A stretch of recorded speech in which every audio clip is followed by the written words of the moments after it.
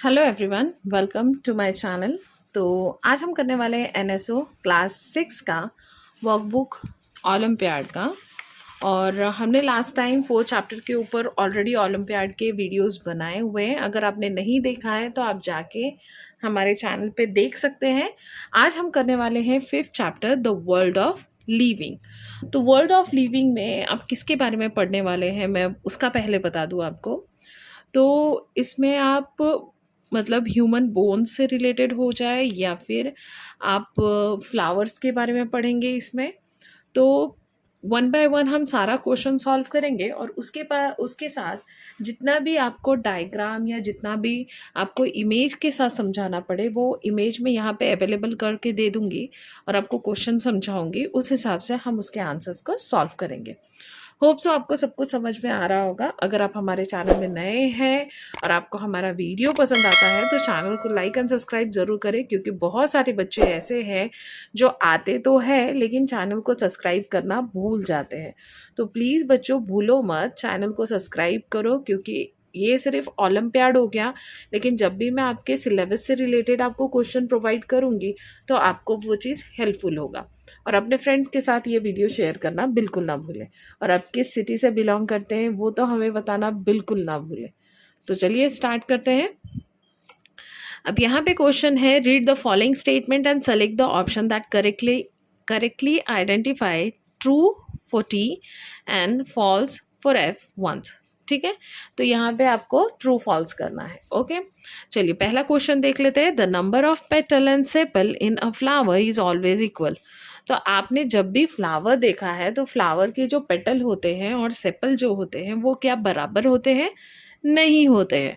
तो अब अगर आपके दिमाग में आ रहा है कि पेटल किसे कहते हैं और सेपल किसे कहते हैं तो उसका डायग्राम मैं आपको यहाँ पे अवेलेबल करके दे रही हूँ।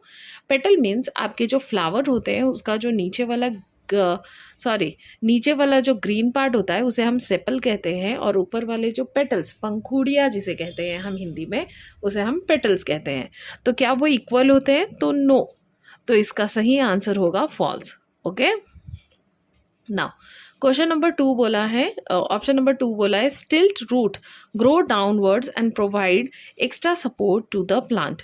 तो क्या जो स्टिल्ट रूट होता है, अब आपने बहुत सारे रूट्स के बारे में पढ़ा होगा और सबसे कॉमन रूट जो आपने हमेशा पढ़ा होगा वो है फिब्रस रूट के बारे में आपने पढ़ा होगा। स्टिल्ट रूट भी जो है वो एक टाइप ऑफ रूट है जिसे ये कहा जा रहा है जो डाउनवर्ड्स है, वो डाउनवर्ड इसलिए रहता है ताकि वो स्टेम को सपोर्ट कर सके। तो ये बात ट्रू है, क्योंकि रूट जो है वो स्टेम को अपराइट खड़े होने में हेल्प करती है। तो this statement is true. Okay, now calyx form the innermost wall of the flower. अब आप बोलेंगे कैलियक्स किसे कहते हैं? तो कैलियक्स मीन्स जो नीचे वाला ग्रीन वाला पार्ट जो मैंने आपको कहा था, सेपल। सारे सेपल्स को मिला के उसे हम कैलियक्स कहते हैं। ठीक है, कैलियक्स जो है वो इनर मोस्ट पार्ट है क्या फ्लावर का? तो फॉल्स है, वो आउटर मोस्ट पार्ट है। राइट, तो यहाँ पे फॉल्स होगा एफ। ऑप्शन 4 है, leaf tendril found in gloriosa plants and sweet pea plant. तो मैं आपको बता दूं, लीफ टेंडरलिन जो है वो ग्लोरिसिया प्लांट हो या स्वीट पी प्लांट है, दोनों में भी अवेलेबल होता है। अगर आपके मन में आ रहा है कि लीफ टेंडरलिन क्या है तो उसका इमेज भी मैं यहाँ पे प्रोवाइड कर दे रही हूँ। आप देखोगे फ्लावर मतलब जो प्लांट्स है उसमें ना इस तरीके से पतली पतली थ्रेड टाइप स्ट्रक्चर्स होते हैं, उसे हम कहते हैं टेंडरलिन्स। ओके, तो ये स्टेटमेंट ट्रू है। ठीक है, अब 5th वाला क्वेश्चन है, calyx and corolla form essential wall of the flower. तो कैलियक्स और कोरोला, तो आपको कैलियक्स तो मैंने बताया है, अब कोरोला क्या होता है आपके मन में आएगा। तो मैं बता दूं, ऑल पेटल्स, जो सारे पेटल्स फ्लावर के मिला दो तो इज इक्वल्स टू कोरोला, ये समझ लो। ठीक है, जैसे कि sepal is equals to calyx, तो corolla means all petals is equals to corolla. Okay, form essential wall of the flower, तो नो, फॉल्स होगा ये। ठीक है, तो आप देख लीजिए ये किससे मैच कर रहा है, फॉल्स, ट्रू एंड फॉल्स। तो option B will be your correct answer. Now अगर आपको क्वेश्चन 1 समझ में आया तो do like our channel and don't forget to subscribe it. Okay, चलिए अब क्वेश्चन नंबर 2 देख लेते हैं. सुमन categorized organism on the basis of their habitat. She made 3 groups of 3 organisms each, and by mistake she placed one odd member in each group. Identify the odd member of each group and select the incorrect statement. Okay, अब group 1 में है arctic fox, penguin and macaw. तो यहाँ पे odd one क्या है? Macau. अब group 2 में है kangaroo, rat, Ratle snake and whistle. तो इसमें ऑड वन क्या है? विसल. नाउ अब यहाँ पे देखिए,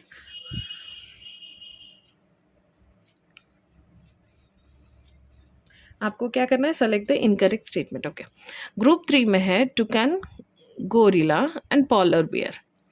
तो यहाँ पे टुकन. ओके, तो आपको यहाँ पे क्या बोला गया है? Incorrect statement. ऑड मेंबर तो निकालना है आपको, इनकरेक्ट स्टेटमेंट निकालना है. तो macaw of group 1 should be interchange with the polar bear on group 3. No, ये करेक्ट स्टेटमेंट है. Whistle of group 2 should be interchanged with toucan of group 3. तो नहीं, ये एक इनकरेक्ट स्टेटमेंट है. Okay, polar bear of group 3 should be replaced with the red eye tree frog. Red eye tree frog. Okay, ये भी correct है. Macaw of group 1 should be replaced with reindeer. Right. यहाँ पे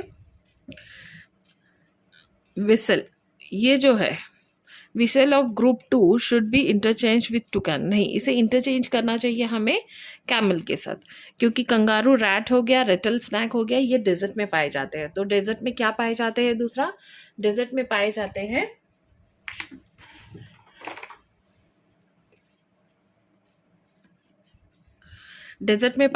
हैं camel. तो ये incorrect statement है. So this is your correct answer. Okay, let's do the question number 3. Select the incorrect match. तो टाइप्स ऑफ वर्टिब्रे. तो मैं यहाँ पे आपको टाइप्स ऑफ वर्टिब्रे का डायग्राम मीन्स इमेज भेज देती हूँ, आप देख लीजिए. Types of vertebrae and number of vertebrate. Okay, तो ह्यूमन बॉडी में जो वर्टिब्रे होता है तो वो टोटली 5 पार्ट्स में डिवाइडेड है. राइट. एक है कर्विकल vertebrate, thoracic vertebrate, lumbar vertebrae, sacral vertebrae और क्यूडल वर्टिब्रे. तो यहाँ पे आपको फाइंड आउट करना है इनकरेक्ट मैच कौन सा है. तो इनकरेक्ट मैच है नंबर 3, क्योंकि ये 5 होने चाहिए, एंड नंबर 5 क्योंकि ये 4 होने चाहिए. ये 4 वर्टिब्रे है, ये 5 वर्टिब्रे है ह्यूमन बॉडी में. तो इनकरेक्ट मैच है option number A. Option number A will be your correct answer. अब यहाँ पे देखिए, select odd one out on the basis of the axial और एपेंडिकुलर स्केलेटन. तो मैं आपको axial skeleton and appendicular skeleton का फोटो दिखा देती हूँ यहाँ पे. तो आप देखिए, एक्सेल जो होता है वो आपके स्कल आपका नेक हो गया, और उससे रिलेटेड जो बोन्स हैं आपके, स्केलेटन है, उसको एक्सेल स्केलेटन कहा जाता है. और अपेंडिकुलर स्केलेटन मतलब आपका मान लीजिए हैंड हो गया, थाई हो गया, ये वाले जो स्केलेटन हो गए तो उसे अपेंडिकुलर स्केलेटन कहते हैं. तो आपको यहाँ पे बोला है find the odd one out निकालने के लिए यहाँ पे बोला है. तो इसमें देखिए, स्कल, स्टर्नम और वर्टिबल कॉलम जो है वो एक्सेल में आता है, जबकि पेल्विक ग्रिडल जो है आपका वो अपेंडिकुलर स्केलेटन में आता है. तो option D will be your correct answer. Okay, let's do the question number 5. Which of the following is mismatched pair. Mismatched pair कौन सा है, ये आपको पूछा गया है. फिब्रस रूट हो गया wheat and maize, parallel venation हो गया banana and sugar cane, reticulate venation हो गया मस्टर्ड एंड हिबिस्कस. यहाँ पे देखिए, क्रीपर, वाटरमेलन जो है वो क्रीपर है, ठीक है, अलोंग द ग्राउंड वो उगता है. लेकिन पी प्लांट जो है वो स्टैंडिंग प्लांट है. आई मीन्स हैंगिंग प्लांट बोल दो, स्टैंडिंग प्लांट बोल दो, ठीक है. तो पी प्लांट जो है वो आपका क्रीपर नहीं है, ठीक है. तो ये वाला ऑप्शन आपका सही होगा, ठीक है, इनकरेक्ट मिसमैच्ड होगा. Match column 1 with column 2 and select the correct option from the given code. तो कॉलम 1 में आपको जॉइंट्स दिए गए हैं, कॉलम 2 में आपको उसे मैच करने हैं। ओके, हिंग जॉइंट कहाँ पे होता है? तो हिंग जॉइंट आपका एल्बो में होता है, नंबर ए। ठीक है, ग्लीटिंग जॉइंट कहाँ पे होता है? तो आपका ग्लीटिंग जॉइंट होता है रिस्ट में। तो यहाँ पे आपको मैच दिए गए हैं शायद। ओके, तो ग्लीटिंग जॉइंट जो है वो कहाँ पे होता है? वो आपके होते हैं रिस्ट पे। पाइवट जॉइंट है वो कहाँ पे होता है? तो पाइवट जॉइंट होता है आपके नेक पे। बॉल एंड सॉकेट जॉइंट होते हैं आपके शोल्डर पे। तो क्या होगा? 3 4 1 2, 3 4 1 2, 3 4 1 2. So this is your correct answer. Okay, let's do the question number 7. Question number 7 में आपको क्या बोला है? Read the following statement 1 to 5 each with one of 2 blanks. Okay, तो यहाँ पे आपको फिल इन द ब्लैंक्स दिया है, तो वो हम फिल इन द ब्लैंक्स पूरा भरेंगे, लेकिन यहाँ पे बोला है which of the following option correctly fills any 2 of the blanks. दोनों आंसर कौन से ब्लैंक को फिल करते हैं वो आपको देखना है। जैसे कि dash have a liquid skeleton, you मतलब कौन सा ऐसा इंसेक्ट है या फिर कौन सा ऐसा ऑर्गेनिज्म है जिसका लिक्विड स्केलेटन होता है? तो उसका सही आंसर है अर्थवॉर्म। अर्थवॉर्म का स्केलेटन जो है वो क्या होता है? लिक्विड होता है। First cervical vertebrate is called axis, तो ये होगा एक्सिस, AXIS एक्सिस। अब दूसरा बोला गया है the longest bone of a human body is femur. Femur जो है वो लॉन्गेस्ट बोन है, femur. Okay, now dash is strong flexible band that hold bones together at the joint, तो वो होगा लिगामेंट। लिगामेंट, ओके, मैं ऐसे करके लिख लेती हूँ, ligament. Okay, okay, dash is the soft tissue that cover and protect the end of long bones at the joint, तो वो होगा cartilage।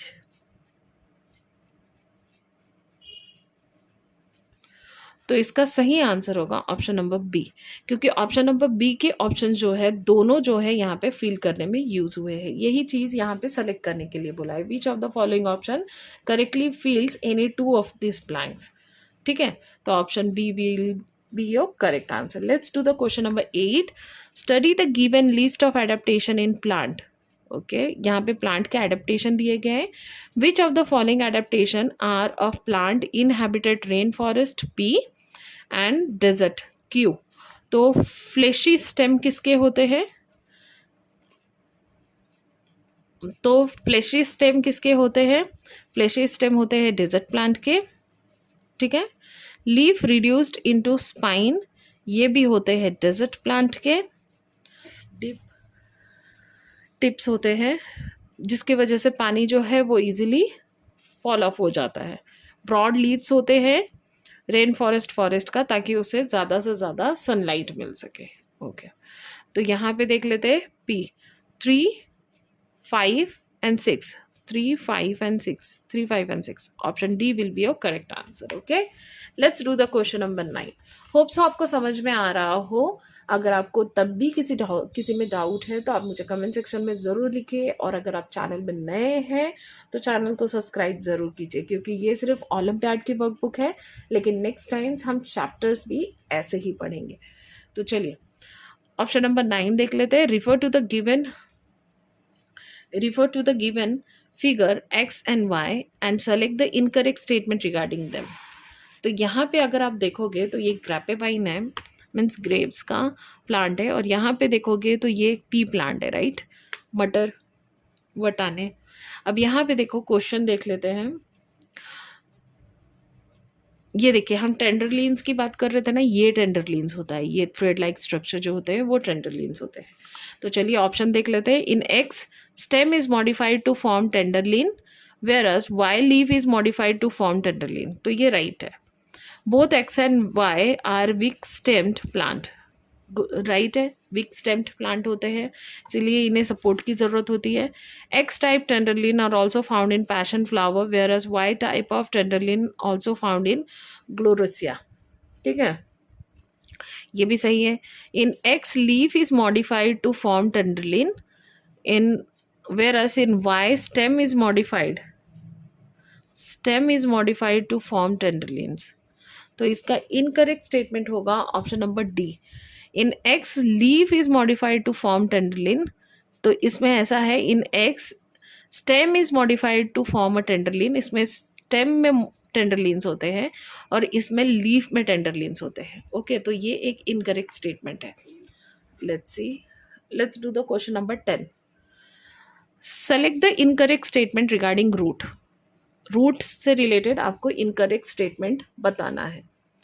यहाँ पे देख लेते हैं ऑप्शन ए में, it's anchor plant in the soil, ये सॉइल को बहुत अच्छे से पकड़ के रखता है। Anchors plant in the soil, तो ये सही है। In plant like potato, garlic and turmeric, root get modified to store food, तो नहीं, रूट में फूड स्टोर नहीं होता है, स्टेम में फूड स्टोर होता है, तो ये एक इनकरेक्ट स्टेटमेंट है। तब भी सी देख लेते हैं, roots hair help to absorb water and mineral from the soil. Yes, root के जो हेयर होते हैं वो हेल्प करते हैं पानी को और मिनरल्स को पूरे प्लांट में पहुंचाने के लिए। Roots hold soil particles together, तो ये भी राइट है। तो इसका इनकरेक्ट स्टेटमेंट जो है वो ये है कि in plant potato, garlic, turmeric roots are get modified to store food. ठीक है, ये पहला 10 क्वेश्चन है, मुझे लगता है आपको अच्छे से समझ में आया होगा। मैं नेक्स्ट 10 क्वेश्चन जो है वो आपको पार्ट 2 में अवेलेबल करके दूंगी, तो चैनल पे इसी तरीके से बने रहिए ताकि आपको पार्ट 2 भी सॉल्व करने में उतना ही ईजी हो सके। बिकॉज कैसे हो रहा है, 20 क्वेश्चन सॉल्व करने से बहुत लेंदी हमारा वीडियो बन रहा है और मैं बिल्कुल बच्चों को बोर नहीं करना चाहती हूँ। और आपको ये 10 क्वेश्चन समझ में आया है कि नहीं, मुझे कमेंट सेक्शन में ज़रूर बताइए। और मुझे ये भी बताइए कि आपको कौन सा क्वेश्चन का आंसर आपने खुद से सॉल्व किया है, मीन्स इस 10 क्वेश्चन में कौन सा आंसर आप, मतलब उसके क्वेश्चंस के आंसर्स आप पहले से जानते थे। मुझे अपना नाम कमेंट सेक्शन में ज़रूर बताइए, मैं कोशिश करूँगी आपको नेक्स्ट वीडियो में शॉर्ट आउट दे सकूँ।